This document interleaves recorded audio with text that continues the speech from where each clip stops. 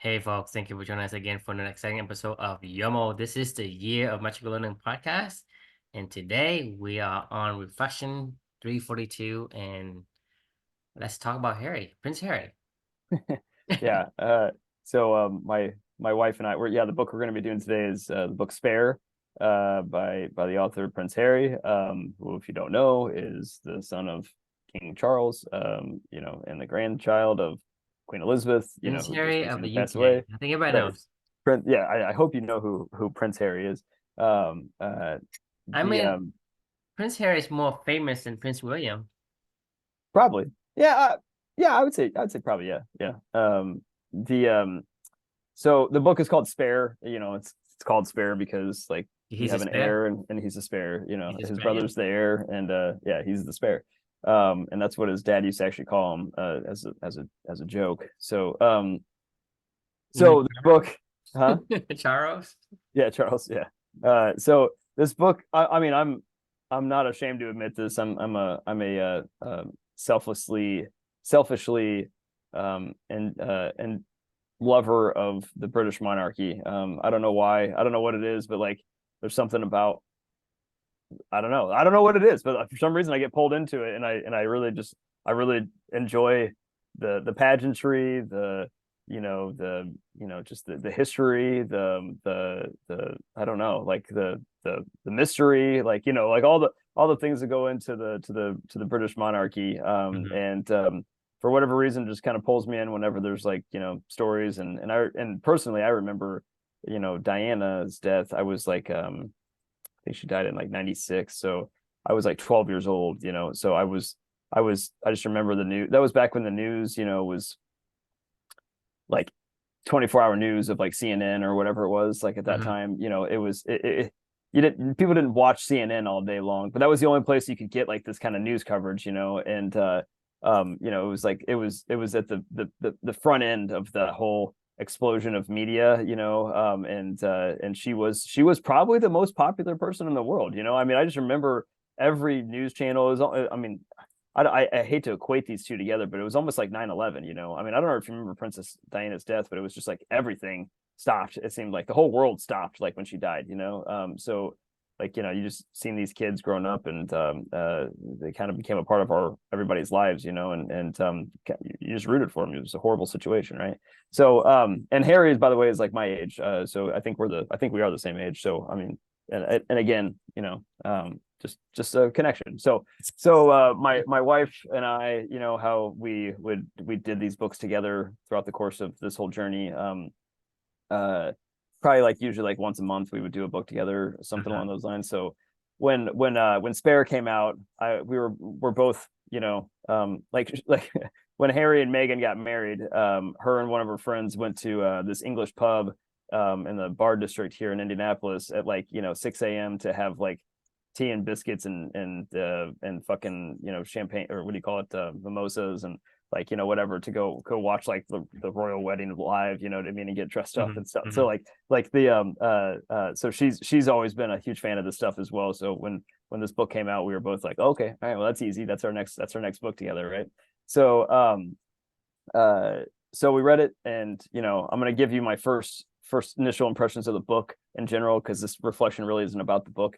I was super disappointed in this book, honestly. Like, I I thought I thought it was I don't know how to describe it necessarily, but, like, the first half was good in terms of um getting some insights into Harry's life, but it basically, after his mother passed away, this dude has been. I feel. How about this? I feel horrible for Harry. After reading this book, Hmm.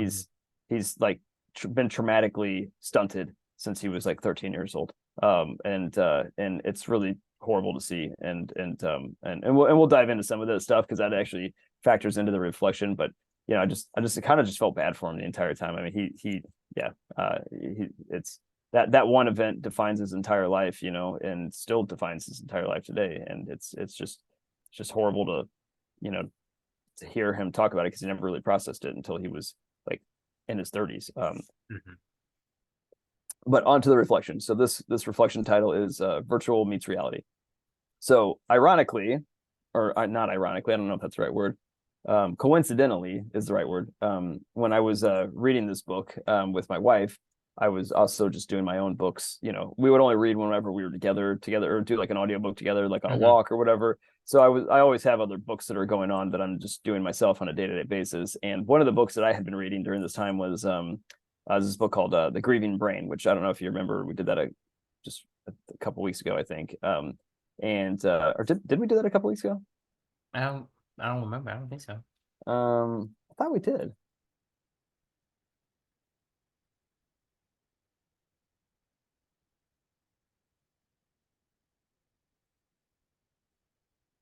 Yeah, it was through 29. Yeah.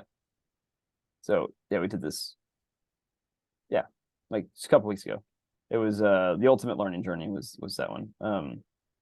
Uh so I had been reading at the same time The Grieving Brain as Prince Harry's book.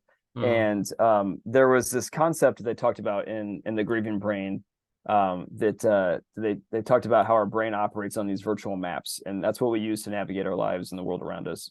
Essentially, we like, you know, mirror the reality that's around us in our head. So like, you remember where all the chairs are in your house. You remember, like, if you close your eyes right now, we kind of talked about this before in the past, but like, Right. if you know where everything is and it has a place, right? And for the most part, where your clothes are, where your mother is located, right? Where your kids are, where they're supposed to be. Like that's how you navigate around through the world. And it's this almost virtual map, right? That lives in your mind, that is Mhm. mirroring the reality that you see every single day. So when something goes missing from that space, that's when there's this huge, just fucking, what do you call it, like Glitch. confusion, mass confusion. It's a glitch. Yeah. You're in your mind, you're thinking that chair is right there, and then you walk by it every day and you're like, that chair's not there. Like, where's the chair? It like, I mean, I don't I don't know if you've ever experienced this before, but like, if you like move furniture around in your house or something like that, or you get rid of something and you like, you just, even if it didn't matter, like when you walk, like it's something you didn't even use, and you Hmm. walk by it and you're just like, where is that thing? Yeah, Like, it's you a already created a map and you right. expect it to be there. It's Exactly. gone. So I'm reading this and I'm learning this from The Grieving Brain, right? And I'm hearing a lot of, and I'm having a lot of ahas in my own life, just given, my feelings after Amelia passed away, of being transported back into that NICU all the time Mhm. in my head, and I could not, like, I could tell you right now exactly where everything was in that room. And but like, I know it wasn't there anymore. Like, I mean, we're not there, she's not there. Like, I would wake up in the middle of the night with, like, I mean, it felt like my mind was split in two. It was so confusing because you felt like you were somewhere else, and you felt like there was a different reality going on, and it was hard sometimes to tell the difference. I mean, like, it really was. So this is the virtual map in your mind, not matching the reality around you, right? And having to reconcile that is a part of the grieving and learning process, right? Mhm. So now, put that to we'll box and shelve that little concept, I guess, right now. So now I'm reading this book, the Spare book, right? Learning about Harry's life. And I was shocked to find out, probably the most shocking thing that I learned in this book was, um, his mother Diana died when he was 13 years old.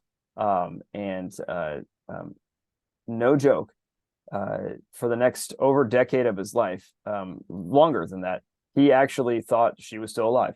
He did not believe that she died. He thought that she was playing a big trick, on all of them, to get away from the paparazzi, to get away from whatever. He literally, like, he was like, no, no, no, mommy's still alive. Like, it's fine. Like, I mean, she was always still alive to him his entire childhood growing up after she died.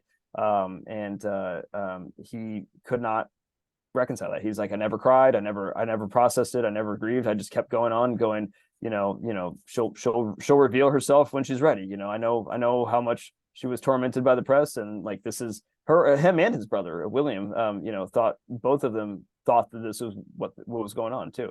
I was just blown away by hearing that, right? And it wasn't until he was, like, almost 30 years old, when he finally visited the site, saw the photos of the crash scene, did some other stuff, and was, basically was convinced, like, oh my God, my mom's actually dead. And then that was when that was when he finally cried for the first time his entire life. I mean, think about that for a second. Like this poor kid for his entire almost young adult life into his early adulthood into his almost middle ages. He was walking around with a virtual map that didn't meet reality every single day. And like, when those two things finally collided, it was like this is when, the biggest epiphanies in the book started happening for Harry, right? And the biggest changes of his life and him come to terms with reality, right? Like, and that's an incredibly important part of the grieving process.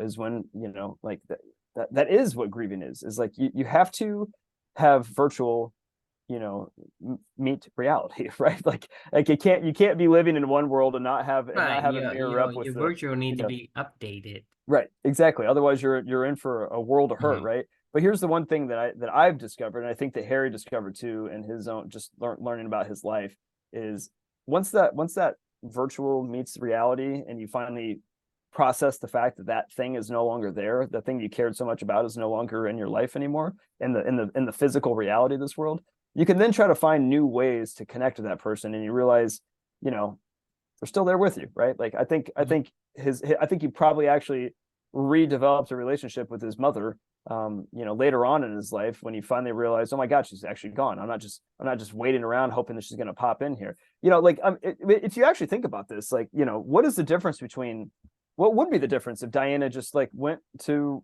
Fiji and disappeared off the face of the earth or something like that, versus dying I mean, like knowing that she's in Fiji, does that mean that you have a relationship with her? Like, does that mean, I mean, what does that mean? Like, does somebody, if your father leaves you and just, goes to the other end goes to Siberia and you never see him for the next, 20 years of your life, is he dead? Is he not? I mean, like, is he a part of your life? Is he not? Like, how do you carry on a relationship with somebody that, you don't have any way to communicate with, alive or dead at this point in time, right?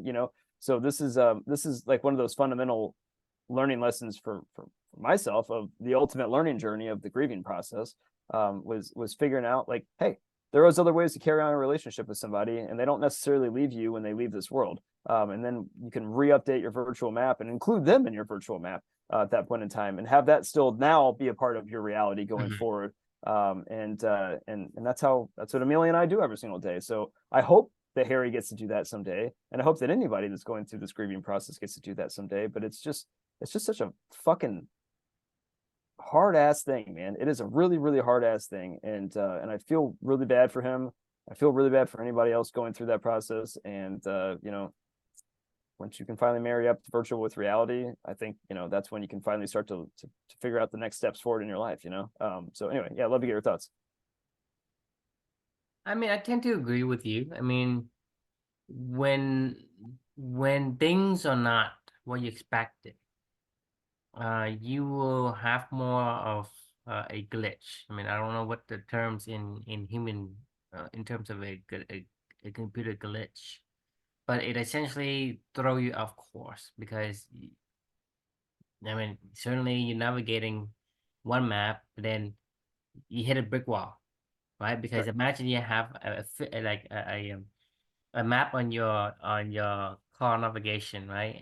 And it's clearly show, hey, there's a road, but certainly you hit the wall, right? Right. So that creates a shock to your system. It creates shock to the whole entire thing because your map was old and reality keep moving. And then whenever the your map has never been updated, then you have all You're sorts stuck of in the past. shock. Right. You shock because it doesn't align with what you expect. Right. And your system becomes shocked. And when you're shocked, it's going to create this havoc on your emotions. And I think this is where the grieving brains, when we talk about the grieving brains before, is where you're completely unable to navigate your world because it's inconsistent between the two worlds. Right. And so when there is a significantly a atomic bomb event,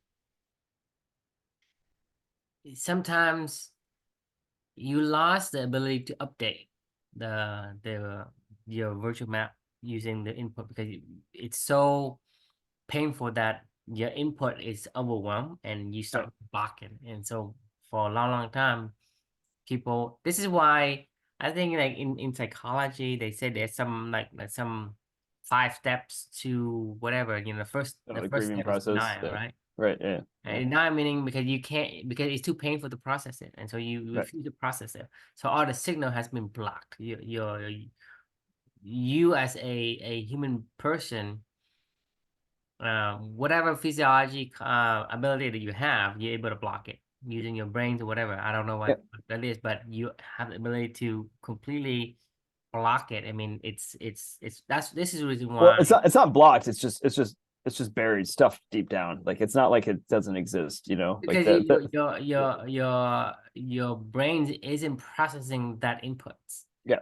It's the body keeps the score, right? Like Right. it's So the yeah. it doesn't allow the signals to go to the brains anymore because the brain said, hey, I'm gonna bury myself under whatever that Right. is comfort, right? The other one I can't take it. It's gonna bury himself in that. So whatever else happened in reality, it never updated. And therefore a lot of people, depending on how much um how much that event affects that person, the longer denial would be, right? Mhm. Because if it's affect that person really, really much, then the denial could be a long time. And one of the things that I realized is that normally a person would, be in denial, and then they get into a point where they accept the reality. I mean, hey, that object or that thing or whatever that I'm attached to is no longer there. Right. And you accept them, and then you go and you update your spatial map in your brain. And then one other thing that this is what I'm realizing, one of the things that people do is they decide what to do with it, right? Because a Mhm. lot of time what people do is say, well, that thing is gone, I'm gonna remove it from my life. But one of the things that I've seen you do, Chris, which is different, is that you get to the point where you accept that your daughter is not there anymore. But instead of saying she's gone, you essentially put her into a different place. So Yeah. instead of so Yeah. say, hey, because the thing is, when you do that, say, hey, I put her in a place where it still makes sense to me, Mhm. where I'm not looking at something and expecting, and I'm not creating a glitch. But at the same time, you're able to move on and continue to have a relationship Right. with your daughter. And I think Yep. that's the aha that I just realized that what you decide to do with the The new reality. You new know. Yeah. reality Right. after Right. you have accepted that Right. this thing has changed. Right. That is important because if you want to say, well, if so most people what I've seen, most people say, well, I have accepted that this thing's gone and I'm not gonna think about it again. So Right. you basically removed it from your spatial map, your virtual map. Right. Um Yeah. and, My favorite pair of shoes broke. You know, and I had to throw it away, and it's just not you coming throw it back. away So. and it's Right. gone, Yeah. right? Right. Yeah. Right. So the thing is, your brain has the incredible power to say, well, you can start, you can decide that you're going to move this little thing to another space, and it doesn't have to be a physical space. It could be, Mhm. one of those spaces that you have the ability to maintain, Right. right? So it doesn't clash with reality because whatever the space you put Amelia into, it doesn't have a corresponding reality space, it's because Right. it's not It, physical. it's Okay. it's a But mental but at map. the It's same like your time, because mental your brain is house. able Yeah. to Yeah. do that, is able to not have the glitch anymore, but also have the ability to continue to have a relationship with that Mhm. person, with that object or whatever it is. And I think that is one of the things that I think it's great that you did that because it's not about like, whether or not you have to face reality totally because reality is just part of um it's just one part of the whole entire virtual mapping because your virtual mapping is more than just 3 dimensions. Yeah, of course. right? I mean, So your imagination is. I mean, I can imagine, you can you know, imagine what Clubby looks you like go in to my the mind or past, something right? You like can that, imagine right? the Yeah, future, you can right. imagine any creative. So your brain has ability to contain more than just the reality. Reality is just part of it. So basically, you're thinking of reality, right? Reality, I'm thinking in terms of logic, right? Reality, you have four dimensions, right? You have your three physical dimensions, and you have the fourth dimension of time. So even in your mind, you can able to say, well, I was at this age and now I grow up to be here, blah, blah, blah. So you can even traverse the dimension inside of your head. And but in addition to that, you can be in multiple other dimensions as well. So in the bottom line is I'm trying to say is what your brains can contain is much more than what reality Oh yeah. can provide. So Oh yeah. so reality is just a sub parts of the whole thing in your brain. So in your brain, you can decide to have more than just what reality tells you, as long as the reflective of reality and what's in your brain in that spatial corresponding space doesn't clash. And when doesn't clash, it won't have this glitch. And the thing Right. is, one of the things that people have a hard time trying to navigate is because it clashes with reality and the counterpart of the virtual map. It creates that glitch, and when they create a glitch, it shocks the system, and the system cannot function. It's like a blue screen of death, boy. Basically, it just Yeah. Yeah. Yeah. freezes. It just Yep. freezes, and so.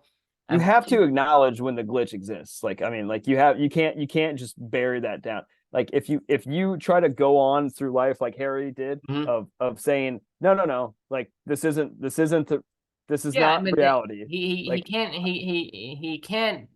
he can't navigate life if he does never recognize accept the fact that in reality that person no right, longer exists in the or he doesn't see her anymore. right. And so he has a very hard life just Yep. because he is always have a shock to his system and his emotions are completely out of whack, Yeah. right? Like He does many different things that is not normal. Why no, is it? Because his system is shocked. His emotions are completely chaotic, right. right? And that it just drives you crazy because you have an emotion that's not what you deem as harmony, and that just creates this misery for your existence. And Right. I think this is one of the reason why you would pity, feel sorry for the guy because it's something that he had to deal with, and a lot of times it requires a very strong psychological mind to endure this kind of Right. misery. And when you're 13 years old, like when you're a child, I mean, talk about I wrote it in this reflection. I was like, talk about I can't imagine. Hmm. Like, you know, I can't imagine being 13 years old and going through this. Like, I mean, you're that's enough. That's hard already hard enough to process being a 13-year-old and how to I navigate mean, this world. being 13 You year know, old normally, right? it's You hard are as hell. already Right. being bombarding with all kinds of Emotions and emotions, yeah, right? And yeah, it's right. just And flooding your emotions, and now you yeah, have this thing. I mean, I'm not surprised that he and William went into this alternative reality that their mother is still alive, because I don't know if anyone can take that much oh, um and we're not even talking sensory about normal input. people. We're talking about people where the whole fucking world's eyes are on you too as they're watching you, I mean, you know, grieve I your would, I mean, I can't imagine how it is, but I would say, in a way, it's almost like you're in a trance or some kind of a nightmare that it's not of your own, because yeah, you have this shock to your system, and your body and your brain is trying to process it, and then but there's also bombardment of the media, and the world is telling you this and that, and all this gossip, all this discussion, all that it just creates so massive. It's like a tsunami, right? yeah. It's just so much sensory is coming to you, and there's nothing for you to anchor on. There's nothing for you to hold on and say, I'm going to hold on and wait for the tsunami to pass. Yeah. And I So think that's Harry did what a lot of people do. He retreated to drugs, alcohol, partying, acting out, running away, moving to Africa, joining the military, just to get away from. I mean, he all these things that he did his entire life was all, It's not a normal kid, downstream. what a normal kid does, Right. I right? mean, Because this he's is trying to find his footing. I always mean, like, and he's completely lost. he's been lost since the day that his mom passed away. Like, I mean, I'm not even joking. As I'm listening to his own words in his own book, it's. I mean, that's all that I can hear the entire time. Even with finding Meghan Markle, his wife, like, this is really just his mom 2.0. Like, I mean, everything is a traumatic trigger that she's going through and that they're going through as a family. That's why they fled to California. I mean, this is why, like, he doesn't. This is why they stopped being a royal, because he was like, I can't. I want to protect my family. I don't want something bad to happen to them. I don't want to. I can't lose my wife. I can't lose. Like, he can't. He cannot process the fact that like that he has no control over this stuff, and that he needs to just like process, like, what he's gone through and all the stuff that he's been through in his entire life. I mean, it's just got to be overwhelming, honestly. Which was why I said, like, this book is kind of sad. It's really sad, actually. Like, I mean, it's not a. It wasn't a book where I was like, you're thinking you're going to get an inside look at the royal life, or something like You that. get Like, some inspirations, and you have some kind of a little insight of the good life or whatever. right, yeah, It's more of like, hey, this is it's horrible. a tragedy that It is, no yeah, one wants to, I mean, I don't think anyone can endure this kind of thing without having some kind of I mean, like I say, if you're a 13-year-old boy or girl, I mean, it's your emotions are completely out of whack to begin with, and to have the tremendous shock to your life, it's very hard for anyone to carry it. It's very heavy, yeah, and it's, and then on top of that, you have so many people looking on you, looking upon you. I don't want it's one of those things where you can't hide, right? yeah. Um, you can't hide, you can't run away. What else can you do? I mean, I think you're I gonna have guess to I just guess back invent yourself a whole with, different reality. I mean, like, that's the only thing you could do, and that's yeah. what he did. Yeah, Yeah, you have to go into your sanctuary, whatever sanctuary that you can create in your own mind to get away from it all. I mean, right. like I say, it's one of those things where no one wants to be, hey, I want to be like Prince Harry. I want to be like Prince William. I mean, it's just, just like when, sometimes you just don't have the strength to carry it on, Yep. just because it's too difficult, too heavy. I mean, I think I've told you a little bit about my family's history of my mother's brothers and siblings, my mother's brothers and sisters, like my Mhm. that my with my grandma, Right. adopting her four nieces and nephews. They were under the age of 6. I mean, I can't begin to tell you how, like, I'm not going to get too deep into this because this isn't my story to tell, but, like, they were all six and under, from there was 4 of them, so Mhm. 6. There was like a 6-year-old, a 4-year-old, a 3-year-old, and like a 6-month-old. And like, they all, this, even at that age, this has been the number one defining thing of all of their entire lives. All of them have never processed this fully. And, like, it still comes out in weird ways, Mhm. not sorry, weird's the wrong word. It still comes out in ways where you're 50 years old, and, like, this happened when you were 3 years old, like, like, how is this still? I mean, like, it just comes out, like, in really, really, really. I don't know what the word to say. I don't want to say weird. I don't want to say, inopportune. I don't want to say, like, it's like it's so hard for a child in particular to process these things, right? Like, you just. I mean, you think about it, even the soldiers who goes to the war have PTSD. I Oh, mean, yeah. talking about 18-year-old male have PTSD. You're talking about, like, because the thing is, if somebody who is a child, I don't think he can get over it. No, Uh, they don't so understand. as a They can't. child, because of your limited ability to process information, so it lessened the impact a little bit. But because it's so traumatic that it's almost like PTSD, you just don't get over it unless you have some kind of a therapy to figure out how to deal with it.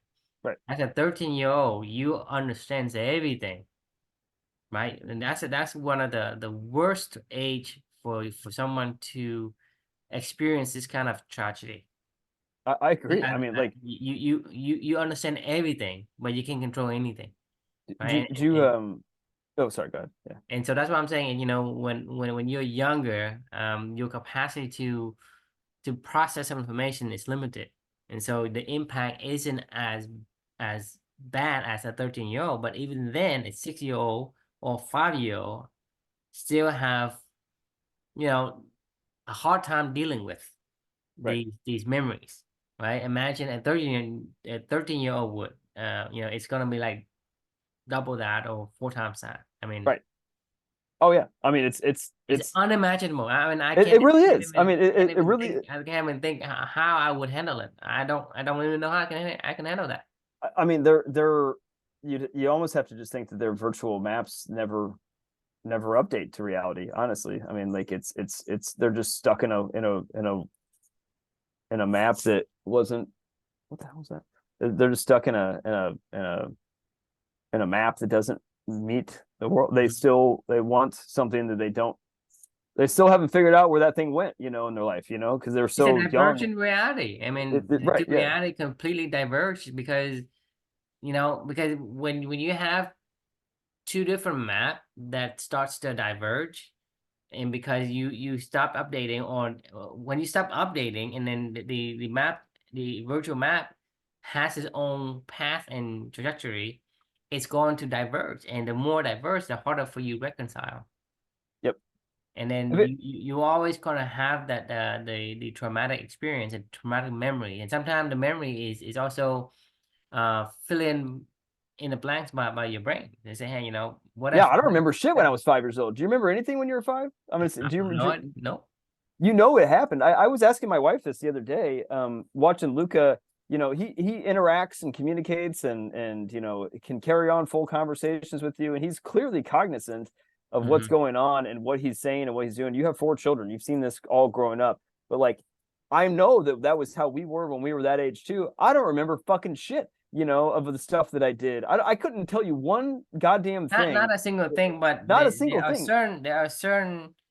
um there are certain memories that get burned into your head, that you will never go away.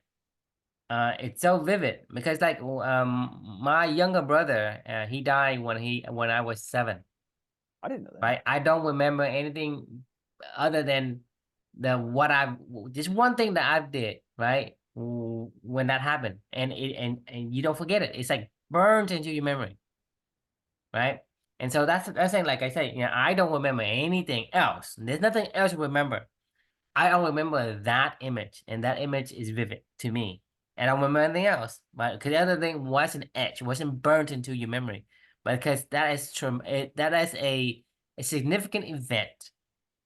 Because when I was 7, right, I don't know shit. Right. I mean, especially when you're in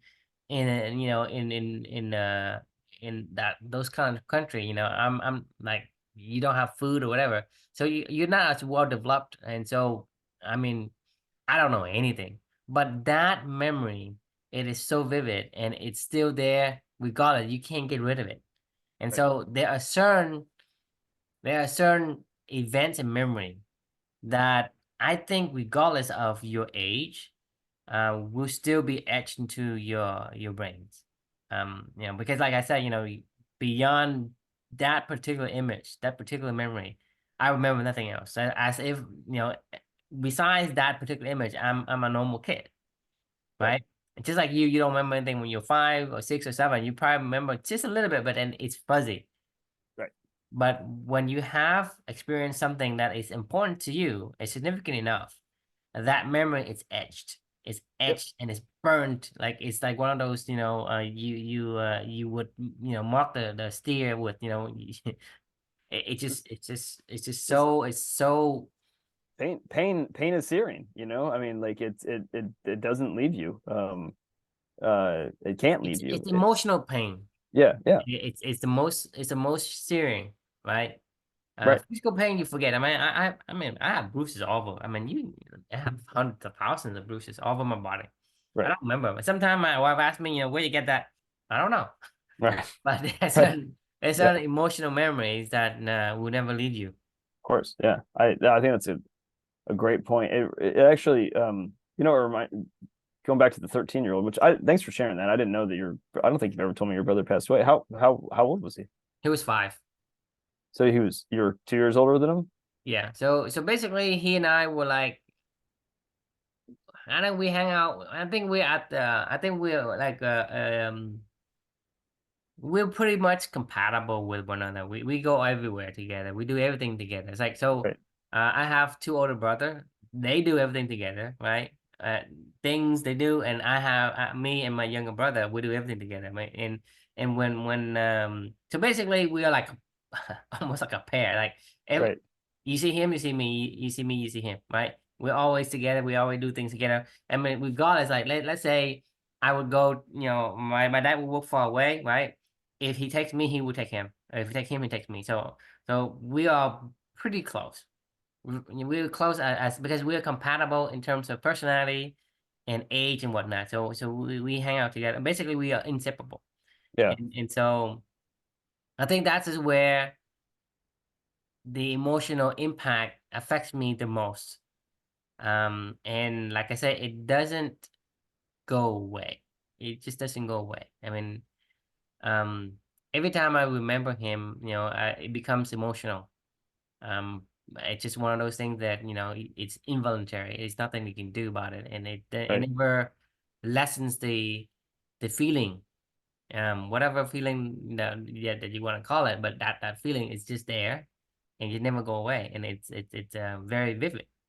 Yeah. I think, when you have something that you have more of a emotional attachment to, and for you to separate from it, it creates the like a like a like a more like an imprint where he left, and there's an Hmm. imprint that's missing, and so that's always I guess difficult. And I guess my point is that the more emotionally attached you are, the more vivid your memory will be seared into your head. Hmm. I can't. I mean, yeah, like 1,000% agree to that. I mean, that's kind of what I've been trying to describe to you for the almost 4 years we've known each other. Of like, I can't not forget like what I can't You like can't. the I the mean, the I purpose mean, stuff every single day is I can't stop doing it because it's just in my brain now. I mean, I can't undo what Amelia and I I have would have remember done. that And until the day I die. I mean, I don't right, think it's gonna go away. I yeah, mean, it doesn't lessen the memory. When I was 7, I'm almost 45. I mean, it's like more almost 40 years. It yeah. doesn't it doesn't go away, and it doesn't, fade. So I would say, based on what I've experienced so far, that memory is gonna be there until the day I die. It does not like Yeah, ease up. right. It is it is there all the time. Is And that is you can recall it at any moment's notice. I You don't have to find it, just there. And so totally and like I said, I was 7, okay? I'm not like your age, right? Your age where you process everything. right. When I was 7, and when I was 7, right? I mean, I was a dumb kid, right? I am not very attentive. I mean, I can't remember anything. I have a very short memory. I do very bad at school. I can't remember anything. If you tell me one thing, 2 seconds later, I'll forget it, right? And so, Right. but even then, that particular person, that particular kid, can remember vividly what happened, and the way that I feel. That is that is like very strong and very very crucial. Right. Yeah, and it's not like you can process the emotional state either when you're 7 years old. You just know I had a very emotional something very emotional happened. Like a lot of something something important happened Mhm. that you know that it happened, but like when you're seven, like how can you possibly I mean, the thing is, process that? when I was 7, right, the memories I have is limited. Meaning, like, let's say I have memories with my brother, okay, but what I don't remember what we do together, right? Right, So the kind of attachment that I have as a kid is very small compared to, like, for example, you can spend a day with your daughter and you have more emotions, images with you right, because you have the ability to retain that information. right, As a 7-year-old boy who isn't very bright, right? You don't have that much attachments. Right? You don't have that much attachment. right. But even there, even with the limited attachments, emotionally attached person, you are still serious with the memory. So I can't imagine how a 13-year-old would be able to have the ability to process everything and be able to endure and carry that kind of emotional chaos. I can't even imagine how you as a father would be able to do that because for me as a father, it's the one of the worst fear I have is there's something wrong with my kid. Right? I mean, I don't know if I can take it. I mean, What did your you know what I mean? Yeah, what did your parents do? Meaning what? Like what Like, you I guys mean, do? did you ever talk to them about this? I mean, I'm kind of curious, did they? No, I mean my parents, in Asian culture, we don't openly talk about stuff, and so I don't talk with them about these things, and you just have to get on with your life, and you deal with it individually inside, and so I don't know. I mean, I'm sure my mom has more emotions than my dad, or vice versa, or more expressive emotions. But um. I would bet it's much more painful for them. Yeah, I mean, yeah, I feel. Didn't you say you came over here when you were like 10. 10? 10? I mean, Yeah. did that event have some sort of a catalyst toward In terms of what? in terms of moving from Vietnam to the US? So that is just by luck because it's not like even if you want to, you can't, right? Because you don't have the ability. Like let's say, like a lot of people do this, right? A lot of people would go and would escape, just like you think about North Korea, right? Mhm. You're gonna have to get enough money to pay people to get to let you on a boat where you go across the Pacific Oceans. That means that just like Columbus in a day, you don't know what the hell is going to be ahead of you. Right, Most people never see the shore. Okay, and people see pirates and all that stuff, and so the thing is, you have to have the ability, meaning you have to have money first for you even to bribe somebody to let you on some kind of boat right, to get over there. So regardless of the situations, if you don't, even if you want to, you can't. Even if you throw everything you have, you don't have enough, right? And so a lot of people they escape by boat, right? To different country, like whether you go to Japan, Taiwan, China, whatever, right? And some people go to US, some people they just float. right. Whatever luck brings them to shore is where they're gonna stay. Um, for me is for whatever reason, one of my aunt, my dad's sister, she was a nurse in the war, right? And so she marries an American soldier. For whatever reason, he the I guess my aunt, she wants to sponsor um my grandmother over because she's been living here by herself with no family for a long time, Hmm. so she want to do that. So because he's American soldier, he has more I guess more influence in terms of getting paperwork done. But then he start sponsoring everybody, like like all the brother-in-laws, all the sister over. So I mean, he probably sponsors like 12 families to come over. Wow. That's a godsend because the thing Yeah. is, and we don't have to do it. We don't have to do any, do any kind of risky, travel by boat and hopefully some, you land on some kind of some you even land it, right? Right. This one is when he sponsors to and we just fly over.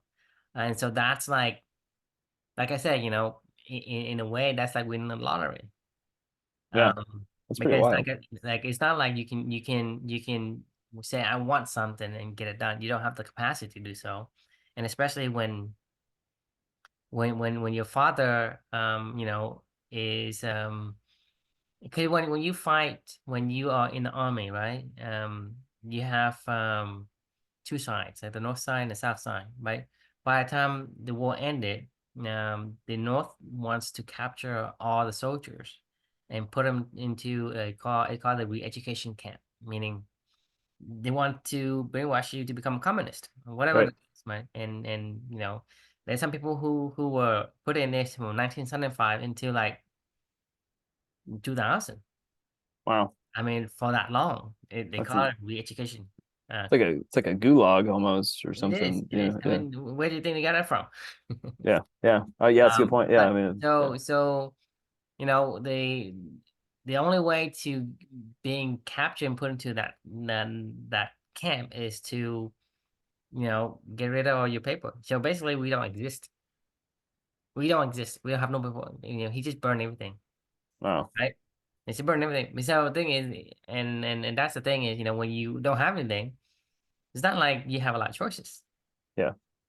Um, Yeah. And you don't have anything to lose and, too. and, I and mean, so that's what I'm saying is, that is part of it, but I wouldn't say that's a catalyst for us to leave, yeah. because it, it's very, I guess it's very hard to be able to do the kind of things you want to do, and especially when you have nothing, you have no name. Everything that we do, it's essentially by the grace of the people around you. Is your uncle still alive? No, he actually passed away a few years back. He was pretty young too. He it's just he has pancreatic cancer. Oh, And then when they took him to the hospital, it was very minor, very very light. They did an operation where they just cut some part of it off. Um but I think he died from the surgery itself, oh not wow. cancer. Yeah. It's just Wow. an unfortunate thing. He was like probably 50, only 50 something. Wow. So he That's died pretty young. horrible. Yeah. Well, I just learned a lot about you today. Did not know any of Yeah. that. Which thanks for sharing. I mean, honestly, thank you. Yeah, I mean, you could probably I relate a mean, lot this is to. this is the kind of story that I say, it is an honor for me to share because, I think without the uncle, um, I would not be here. And I don't know if I can, like I said, when I was in that country, it's like the only way for me to escape is not to be able to receive the input. Basically block out a lot of stuff. That's why, as a young kid, um, I'm not very bright because not a lot of information enters the head Right. because you're gonna have to find some kind of a safe haven to bury your mind in whatever Yeah. inside of that and just pretend that don't think about. You can't. I mean, it's too hard to think about. So, I mean, you think about any kids in Vietnam like me, it's like one of those kids is that the stupidest kid because there's nothing in nuggets Right. because I don't think I can. I mean, that's probably. It sounds like it's. I mean, it sounds like that's a good thing. I mean, because And you that's why didn't I told want you you didn't. that Yeah. Yeah. I haven't been like influenced by the cultural differences in terms of what they do over there and what they do here. So it's able to allow me to, when I come here, I feel safe. So I open up And Right. so I receive a lot of teachings from here, the Western world Right. versus the Eastern world, right? So I don't Makes have that sense. conflict. Yeah, that makes sense. That makes a lot of sense, honestly. I mean, it sounds like you were protecting yourself, your entire childhood, similar to the story. I mean, a little bit about like when you're that young and you don't know what to do, and you just go into defensive mode, and you just figure out how to protect yourself, like it Mhm. doesn't necessarily have to have any logic to it. It's just How you cope survival. with it? I mean, Yeah, it's just you survival. I find mean, any way right, to cope with it, and once you find it, you hold on to it to dear life and say, "Hey, I'm not leaving this shell."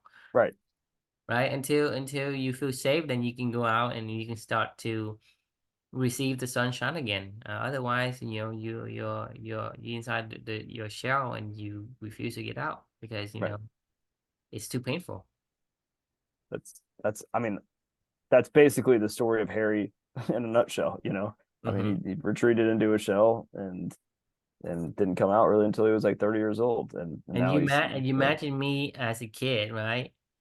I mean, I was a bad kid. I mean, I get into fights every day. I get into trouble. Like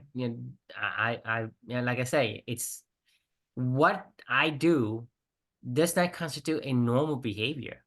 right. Right? No, I It's mean, just it not doesn't. Yeah, normal behavior. right, This kid is weird. This kid is right. like that's a weird thing. I don't know where he get that from, but he's weird. And I think this is one of the thing is, you distract yourself with things you can do, Hmm. whether that's to act out or to have the ODD, right? Right. Oppositional defiance. Yeah, yeah. Yes. Or Harry, in Harry's case, he ran away to Africa, and I mean, I don't have the ability to run away. right, right. Well, he ran away to the military too. I mean, that was I would have run away to the military, but yeah, it's not a military I can get in. right. And when I came here, right, I came here, I start to open up myself to become more like I guess a little bit more normal. Right. But before that, it's like, whatever I do is just like the strangest thing. Why would someone do that? But I mean, not now looking back, I think I can understand why. Learning from the grieving brain and from this book here, it's one of those things where your brain is trying its best to cope with the situations to avoid, having to deal with pain. Yeah, man. I mean, you lost your brother, you're in a war-torn country, you're in a place where you didn't feel like you wanted, I Yeah, mean, that's a whole lot. you not only your one to a country, but you also what you call like fugitive. Right. Yeah. Yeah. Yeah. Yeah. I mean, yeah, that's a whole lot to process as a 7 to 10 year old, I mean, like that's a I mean, you think about it, I drink beer when I was smoke when I was 7. I drink beer, whatever. Everything I've done it. I've done it. right. Whatever is available to me, I've done it. Because Wow. the thing is, you will try everything to to to distract yourself in a way. Yeah. That's that man, I mean, honestly, you should probably read this book because it sounds like, you would probably relate a lot to what he went. I mean, you probably won't relate a lot to like the second half of the book after he meets Megan and then like Mhm. that stuff like that's when the book kind of goes off the rails a little bit and it really just kind of gets bitchy. He just starts bitching about everything and it's kind of annoying, because you're just like whatever. But the first like half to 2/3 of this book is pretty much what you're talking about. So I mean, you Mhm. may find some kindred soul, I guess, with him. My final thought on this one was I'd be And I would tell him Beaver must damn, so stop complaining. it's yeah, dude. Yeah, I agree. I mean, like the uh this book reminds me, or our conversation, sorry, reminds me of if you remember back to the book, The Happiness Hypothesis, and Hmm. the adversity hypothesis. When he talks about, when you go through, this isn't a Malcolm Gladwell desirable disadvantage situation, but like more of a a um a clinical take on adversity, right? Of the adversity hypothesis. If I remember Jonathan Haidt said in that book something that I can't ever forget. he said, I'm kind of paraphrasing, but it's like it's not. I'm going to try to remember it. Sort of the gist of it. It was something like if one of these adverse events happens in your late teens, early, like 17 years old ish time frame, Mm-hmm. and you do turn it into action, um, uh, and it does change your life, from these kind of a traumatic adverse situation, like something you went through, right? If like you had lost your brother when you were 15 or whatever, and then your parents left and you came to America, like that. If you it said that had the same thing happen to you, but like just transported you maybe to when you had a little bit more agency to like act on that, Mm-hmm. in some way, shape, or form, versus being 7 and 10, you really can't do much. Um, um, I he mean, the he impact will be greater in yeah, terms of, what it would forces me to do because I would be able to process more of the emotional impact, but also I have the faculty and the agency to do many other things. right, I may go and join the military, for example, right? Because right, I have the agency to do that. When you're younger, it's limited, so you don't do anything so rash, right. that or so rad that it make more of a pivot for your life. As Yep, a young kid, I can't. I mean, even I will go in one direction. There's not much I can do to change that direction too much. right, But when you have the agency, you can go 180 if you wanted to. exactly. It depends on what you decide to do at that point because the agency allows you to make any kind of direction change that you want to. Right. That's exactly kind of what I was getting at is um I think it's when I he said when this happened, there's a saying of, I don't know exactly what this is, but there's like a whole lot of really, really, really famous outliers in this world that have lost a parent when they were like, around like their teenage years, Hmm. or older, so around that time frame. And um yeah, so it's just one of those things where it's not a desirable disadvantage to lose a parent. It's not a desirable disadvantage to lose a sibling, to lose a child, to whatever, to lose anything in this world, right? There's not a desirable disadvantage, but like it does truth does hold though, right? Like it is an atomic bomb event, that can catapult you one way or another way, right? Like in Harry's case, it catapulted him in and not probably a great direction, with losing his mother. But I think the point that I guess I'm ultimately getting at is adversity at that kind of an age is always going to be life defining. I mean, like it'll change everything. Like from, there's no way that he could ever be the same person that when he went to bed one night and his mom was alive, and when he woke up the next morning and his mom was dead. Like, I mean, he'll never be. It's two different Harrys at that point in time. It's not much different than my story and probably your story now. From you never really shared that with me before, of like, you know your brother before your brother and after your brother, and then for me, like before Amelia and after Amelia. I mean, there's just two different people. Like, I mean, I can't. I'm not the same person. You're not the same person. Yeah, I Or mean, coming. if you think Yeah. about your lifeline, I guess trajectory of your life, let's say he's still there, then I would be in a different path, a path that has him because that particular influence would create a different path. Right. If he's gone, then my path is not the same. It has to change because there's no one there. It has to change. Right. It cannot continue because you have two objects going on side by side, and then suddenly the one is it disappear. Well, it can't. I mean, they don't have the other object. It just has to go. Well, something is missing. So just imagine you drive two cars right down the lane, right, and suddenly one car disappears. So usually you go in the middle because Right. right because by by nature you want to be in the center of so you be in the middle, you're not side by side no more. So Right. you're the way that you continue to move forward has to change. It's It it's cannot it's be in the same trajectory as it has before. exactly. Yeah, I mean it's life defining, it's life changing, it's life altering, and what you do with that is up to you. Like, but you can't do anything until your virtual meets your reality. Like that's the one Well, thing the I thing think is, that one we of the can. things Yeah. that I think I realized that in order for you to move on, like I say, the healing to start, is you have to reconcile something and understand that that object's no longer there. But the objective here isn't to say, well, I can decide now, right, that I do have the ability to move the object or to not recognize the object any longer. That is something that I think um we as a person don't really realize that you have that ability, because people say, well, it's no longer there. I have no other choice than to remove it from my map, Mhm.